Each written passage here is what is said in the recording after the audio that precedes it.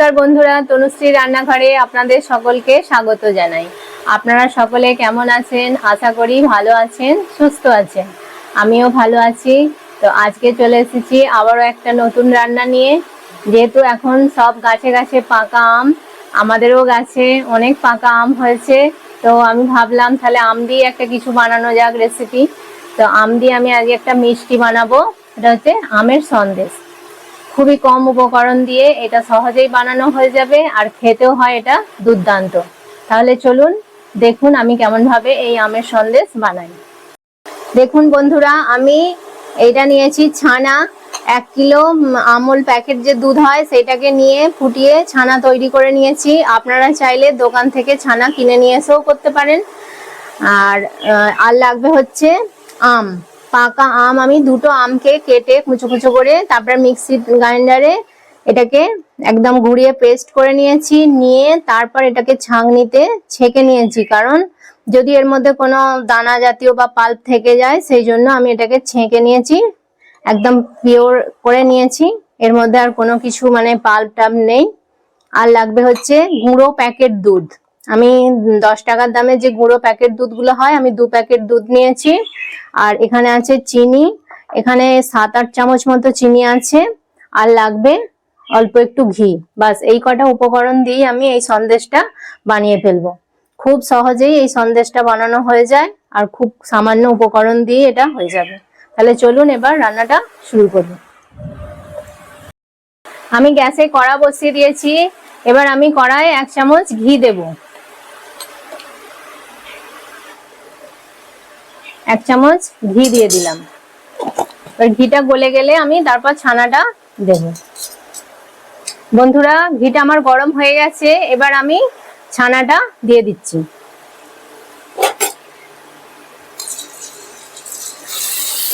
আর হ্যাঁ, একটা কথা, ছানাটা আপনারা মিক্সার গ্রাইন্ডারে একটু দিয়ে ঘুরিয়ে নেবেন, তাহলে এটা একটু স্মুথ হয়ে যাবে।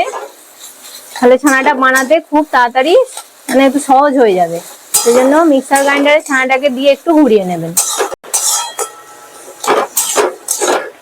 সমানে এটাকে নাড়াতে হবে, এইভাবে খুন্তির সাহায্যে একটু এরকম টিপে টিপে দিয়ে। 5-6 মিনিট হয়ে গেছে, এটা আমি নাড়াচ্ছি। একইভাবে নাড়িয়ে নাড়িয়ে দেখুন অনেকটা পাক মতো হয়ে আসছে। এবার আমি গুঁড়ো দুধটা দিয়ে দেবো। দেখুন আমি গুঁড়ো দুধটা এবার এর মধ্যে দিয়ে দিচ্ছি।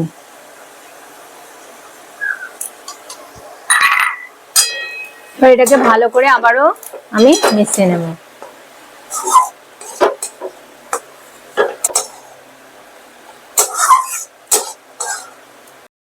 এবার আমি চিনিটা দিয়ে দিচ্ছি।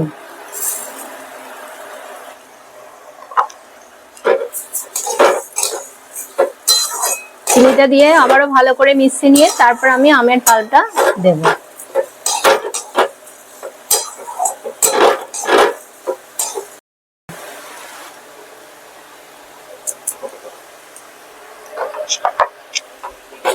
দিয়ে এবার এটাকে ভালো করে মিশিয়ে নেব। অনবরত নাড়তে হবে এটাকে, এভাবে অনবরত এটাকে নাড়িয়ে যেতে হবে।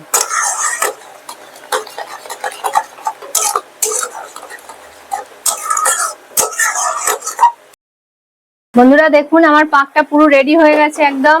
আমি গ্যাস অফ করে দিয়েছি। এবার আমি একটা পাত্রে ঢেলে নেব।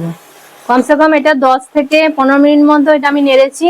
নেড়ে এরকম পাকটা রেডি হয়েছে, পুরো একদম রসটা শুকিয়ে গিয়ে দেখুন কত সুন্দর হয়ে গেছে। এবার আমি একটা পাত্রে এটাকে ঢালবো। প্রথমে আমি এটাতে একটু ঘি মাখিয়ে নিয়েছি।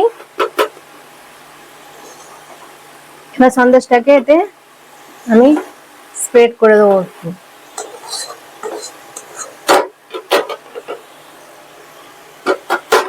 এটাকে ভালো করে আমি ফ্ল্যাট করে চাড়িয়ে দেব।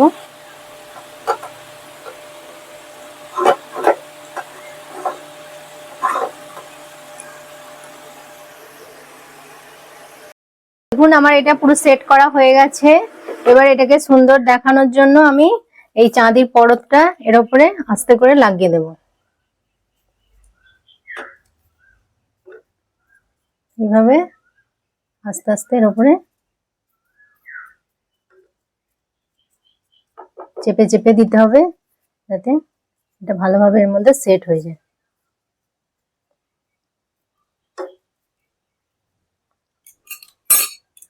এটা কিছু সাহায্যে এইভাবে চেপে চেপে আমি দিয়ে দিলাম।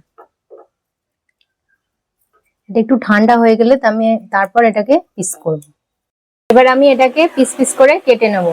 আপনারা যেরকম পছন্দ সেই অনুযায়ী শেপে কেটে নিতে পারেন। আর যদি আপনাদের কাছে কোনো ছাঁচ থাকে তাহলে সেই ছাঁচে ফেলেও সন্দেশটা বানিয়ে নিতে পারেন। আমি এইভাবে কেটে নেব।